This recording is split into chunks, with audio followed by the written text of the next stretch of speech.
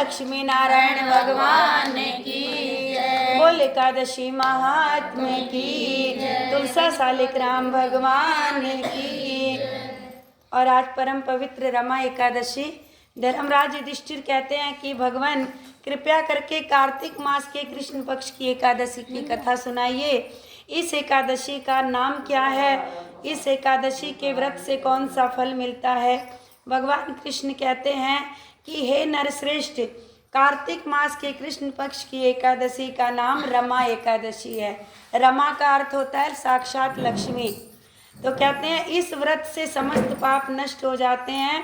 इस कथा का इस प्रकार से ये कथा है। अच्छा, रमा एकादशी इसका नाम इसलिए भी पड़ा कि इसे मतलब कृष्ण पक्ष में आपकी दिवाली आती है, लक्ष्मी जी का त्यौहार, तो इसीलिए इस एकादशी का नाम रमा एकादशी। प्राचीन काल में मुकुंद चंद नाम के एक राजा राज्य करते थे और कहते हैं इंद्र, वरुण, कुबेर और लंकापति विभीषण जो थे वो इनके मित्र थे।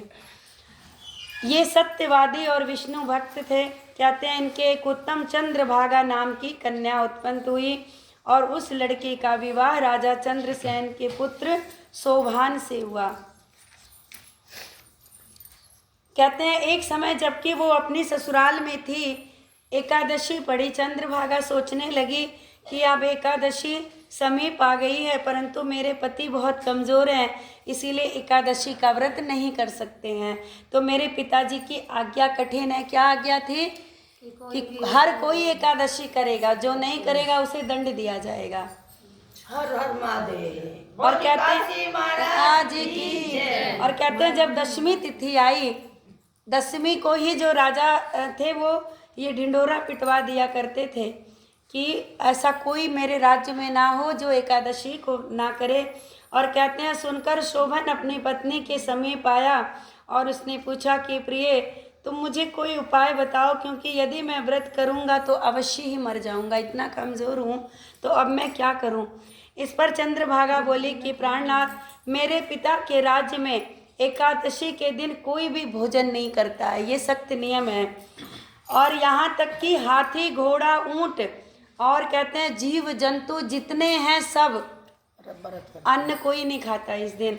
और कहते हैं तृण, अन्न, जल आदि भी ग्रहण नहीं करते हैं, इतना कठोर नियम था, निर्जला एकादशी। और कहते हैं फिर तो आप तो मनुष्य हैं, मनुष्य कैसे भोजन कर सकते हैं? फिर यहाँ कहते हैं कि यदि आप भोजन करना ही चाहते हैं तो आप मेरे पिता के राज्य से कहीं दूर चले जाइए। और कहते हैं क्योंकि यदि आप इस स्थान पे रहेंगे तो आपको व्रत अवश्य करना पड़ेगा। इस पर शोभन बोला कि प्रिय, तुम बिल्कुल सही कह रही हो, तुम्हारा कहना उत्तम है, अब मैं यही करूँगा, भाग्य में जो लिखा होगा वो देखा जाएगा। ऐसा विचार करके उसने एकादशी का व्रत किया। माना नहीं, वो बोला चलो अब जो होगा देखा जाएगा। एकादशी का व्रत किया और जब सूर्य भगवान अस्त हो गए, जागरण की रात्रि आई, तो शोभान को बड़ी दुख देने वाली रात्रि थी वो। और कहते हैं दूसरे दिन प्रातः काल पूरी रात्रि जागरण में बैठा रहा, पर बहुत कष्ट, बहुत पीड़ा थी उसको। उस पीड़ा को तो सहता सहता जैसे ही कहते हैं जैसे ही सुबह हुआ, दूसरा दिन लगा, शोभान इस संसार से चल बसा। बोल कार्तिक महात्म्य की, एकादशी महात्म्य की। और राजा ने उसके मृतक शरीर का दहन किया। और कहते हैं चंद्रभागा अपने पति की आज्ञा अनुसार अग्नि में दहन नहीं हुई। पति ने पहले ही बोल दिया था कि यदि मेरी मृत्यु हो जाती है तो तुम अग्नि में प्रवेश नहीं करोगी, परंतु पिता के घर रहना उत्तम नहीं समझा। परंतु पिता के घर रहना उत्तम नहीं समझा। श्रीमन नारायण नारायण नारायण, भज मन नारायण नारायण नारायण। इन्होंने सोचा कि अब पिता के घर में रहना उत्तम नहीं। रमा एकादशी के व्रत के प्रभाव से उसे मंद्राचल पर्वत पर धन धान्य से युक्त शत्रुओं के सहित एक उत्तम नगर प्राप्त हुआ और मंद्राचल पर्वत पे रहने लगी। एक समय मुकुंद चंद नगर में रहने वाला सोम शर्मा नाम का ब्राह्मण तीर्थ यात्रा के लिए निकला और घूमते घूमते उसको देखा कि वो ब्राह्मण उसको अपने राजा का जमाई जानकर उसके निकट गया। राजा शोभन ब्राह्मण को देखकर आसन से उठ खड़ा हुआ और अपने ससुर तथा स्त्री चंद्रभागा की कुशलता को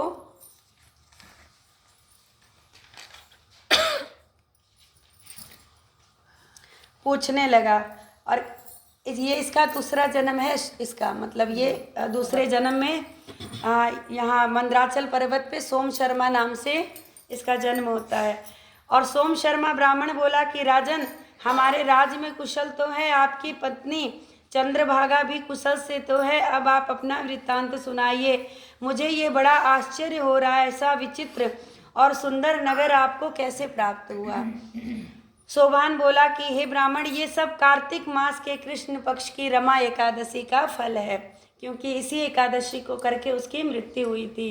और कहते हैं, और इसी एकादशी के प्रभाव से मुझे ये सुंदर नगर प्राप्त हुआ, परंतु ये आध्रुव है। आध्रुव का अर्थार्थ होता है कि जिसपे हाँ कभी मतलब कोई, इस प्रकार ब्राह्मण बोला कि राजन, ये अध्रुव क्यों है और ध्रुव किस प्रकार से हो सकता है, सो आप मुझे बताइए, मैं आपके कहे अनुसार ही वो काम करूँगा। किंचित मात्र भी झूठ ना समझे। शोभान बोला कि ब्राह्मण, मैंने श्रद्धा पूर्वक व्रत किया था, इसके प्रभाव से मुझे ये नगर प्राप्त हुआ है। इस वृत्तांत को राजा मुकुंद चंद की पुत्री चंद्रभागा से कहोगे तो वो इसे ध्रुव बना सकती है। जब उसे बता दोगे तो वो इसे ध्रुव बना सकती है। ब्राह्मण ने वहां आकर चंद्रभागा से समस्त वृत्तांत सुनाया और राजकन्या चंद्रभागा बोली कि ब्राह्मण, आप मुझे उस नगर में ले चलिए, मैं अपने पति के दर्शन करना चाहती हूँ। मैं अपने इस व्रत के प्रभाव से उस नगर को ध्रुव बना दूंगी।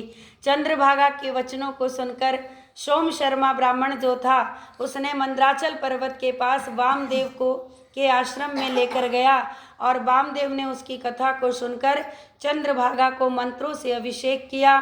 चंद्रभागा मंत्रों और व्रत के प्रभाव से दिव्य शरीर को धारण करके अपने पति के पास गई।